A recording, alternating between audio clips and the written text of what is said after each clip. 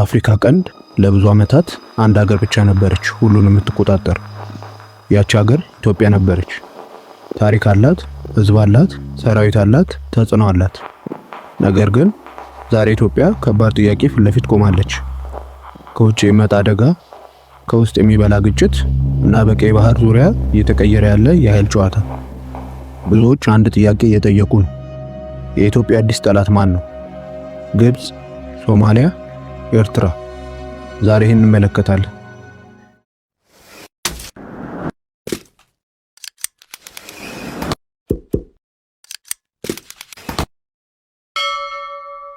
ኢትዮጵያ ለብዙ ዘመናት የአፍሪካ ቀንድ ልዩ ሀገር ነበረች። አፍሪካ በቀኝ ግዛት ስትከፈል ኢትዮጵያ ቆማለች። አድዋ በአፍሪካ ታሪክ ውስጥ የተለየ ምዕራፍ ሆነ። ከዛ በኋላም ኢትዮጵያ በአፍሪካ ፖለቲካ ውስጥ ከፍ ያለ ቦታ አላት። የአፍሪካ ህብረት መቀመጫ አዲስ አበባ ውስጥ ነው። የውጭ ኃይሎች አይናቸውን ሁሉ ጊዜ ኢትዮጵያ ላይ ነው። ምክንያቱም ኢትዮጵያን የሚቆጣጠር በአፍሪካ ቀንድ ትልቅ ተጽዕኖ ይኖረዋል እና ይሄ ዛሬም እውነት ነው። ነገር ግን ዘመኑ ተቀይሯል። በፊት ሀገራት በመሬት ላይ ብቻ ይዋጉ ነበር። ዛሬ ግን ሁሉ ነገር ስለ ንግድ መስመሮች ነው፣ ስለ ባህር ነው፣ ስለ ወደቦች ነው፣ ስለ ኢኮኖሚ ነው። እና በዚህ ጨዋታ ኢትዮጵያ አንድ ትልቅ ችግር አለባት። ባህር የላትም። 1993 ኤርትራ ከተለየች በኋላ ኢትዮጵያ በቀይ ባህር ላይ ያላትን ቀጥተኛ ቁጥጥር አጣች። ይሄ ነገር ግን ብዙ ሰዎች ከሚያስቡት በላይ ከባድ ነበር። ምክንያቱም ባህር ማለት ንግድ ነው። ባህር ማለት ኃይል ነው። ባህር ማለት ነፃነት ነው። እና ከዚያ በኋላ ኢትዮጵያ በሌሎች ሀገር ወደቦች ላይ መተማመን ጀመረች፣ በተለይ በጅቡቲ። ዛሬ ከ90% በላይ የኢትዮጵያ ንግድ በጅቡቲ ይዘወራል። ይህ ግን አደገኛ ነው። ምክንያቱም አንድ ሀገር ላይ ብቻ መተማመን በፖለቲካ ውስጥ ድክመት ነው እና ኢትዮጵያ ይህን ታውቃለች። ስለዚህ በቅርብ ዓመታት አንድ አዲስ ነገር መታየት ጀመረ። ኢትዮጵያ ወደ ባህር ለመመለስ መንቀሳቀስ ጀመረች እና ይሄ ክልሉን አስደነገጠ። ምክንያቱም ኢትዮጵያ ትንሽ ሀገር አይደለችም።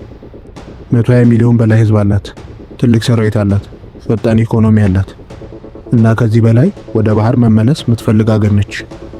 ይህ ለብዙ ሀገራት አስፈሪ ነው። ከዚያም 2024 አንድ ትልቅ ነገር ተከሰተ። ኢትዮጵያ ከሶማሊላንድ ጋር የባህር ስምምነት ፈረመች። በድንገት ክልሉ ተቀጣጠለ። ሶማሊያ ተቆጣች። ግብጽ እንቅስቃሴዋን ጨመረች። ቱርክ ወደ ሶማሊያ ቀረበች እና በድንገት ኢትዮጵያ በአዲስ የጂኦፖለቲካ ጨዋታ ውስጥ ገባች። ግን እዚህ ላይ አንድ ትልቅ ጥያቄ አለ። ለምን ሁሉም ኢትዮጵያን ይፈራሉ? ምክንያቱም ኢትዮጵያ ብትረጋጋ በአፍሪካ ቀንድ ከፍተኛ ኃይል ትሆናለች እና ይሄ የክልሉን ሚዛን ይቀይራል። ግብጽ የአባይን ጉዳይ ትፈራለች። ሶማሊያ ሉዓላዊነቷን ትፈራለች። ኤርትራ የኃይል ሚዛኗን ትፈራለች። እና የውጭ ኃይሎች እነሱ ደግሞ በቀይ ባህር ያላቸውን ቁጥጥር ማጣት ይፈራሉ። ይህ ሁሉ ሲሆን የቀይ ባህር ክልል የዓለም አዲሱ ኃይል መድረክ ሆኗል። አሜሪካ፣ ቻይና፣ ዩኤኢ፣ ሳውዲ አረቢያ፣ ቱርክ ሁሉም አሉ።